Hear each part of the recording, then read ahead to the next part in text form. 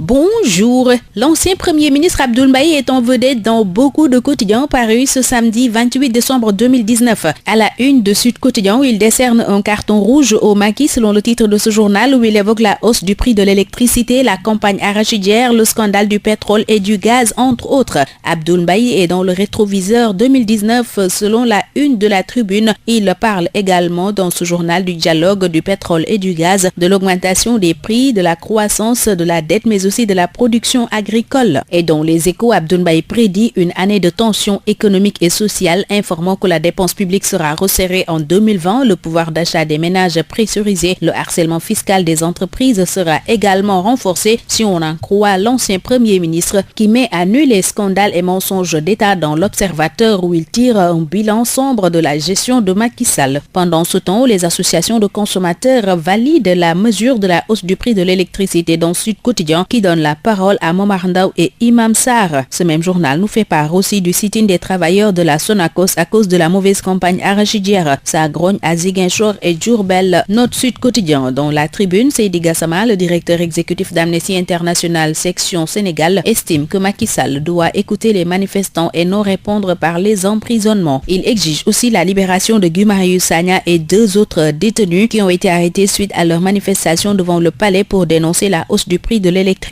Dr Babacar Diop, qui a été arrêté dans la même situation, compte la mort lente des prisonniers de Rebeuss dans 24 heures. Et dans l'As, il raconte ses misères et durcit le ton après sa libération. Idrissa Seck lui sort du jeu, voit l'Observateur qui annonce la restructuration de Rewmi. Au même moment, 24 heures se demande si ce pays est sérieux. Ce quotidien s'intéresse en effet à l'absence des principaux partis de l'opposition, de la diaspora et de la jeunesse au dialogue national. En attendant d'avoir la réponse, l'As nous apprend que l'État requiert la perpète pour les violeurs relativement à la criminalisation des violences faites aux femmes. Et Libération rapporte les lourdes condamnations devant le juge des référés hier contre Ecobank et Sonatel pour qui ce journal annonce un sale temps. En effet, l'opérateur de téléphonie devra payer 404,5 millions de francs CFA aux travailleurs de PCCI et la banque est sommée, elle, de verser 202,4 millions de francs CFA à la société Agrofitex SA. Le juge a validé les saisies effectuées sur les comptes de Sonatel et d'Ecobank, renseigne aussi Libération qui rapporte en outre les 20 commandements du Forum civil pour faire face aux accidents de la route. Dakar Times, pour sa part, nous apprend que l'ancien président de la République de Mauritanie, le général Aziz, est cité dans un trafic de drogue. Et l'accusation vient de l'homme d'affaires Moustapha Chafi. Ce canard se demande par conséquent si nous allons vivre un feuilleton judiciaire contre l'ancien chef d'État. L'actuel sélectionneur des Lions du Sénégal, lui, dresse son bilan et évoque ses perspectives dans Stade, le quotidien du sport. Conquérir l'Afrique en 2021 et le monde en 2022, déclare Aliou Cissé, qui est aussi à cœur ouvert dans le quotidien Les Échos où il évoque le cas Sadio Mané, le Ballon d'Or, ses relations avec El Hadji Diouf, son bilan, également ses perspectives. Et pour clore le tout, Cissé soutient dans l'Observateur, je cite, « Je suis le meilleur ». Terminons avec Sunu Lamb où Biram Nying, après sa visite à Luc, informe que pour ce dernier, Modou Lo Ama soutiendra. Et c'est tout pour ce tour des quotidiens. Très bonne lecture, excellent week-end à tous.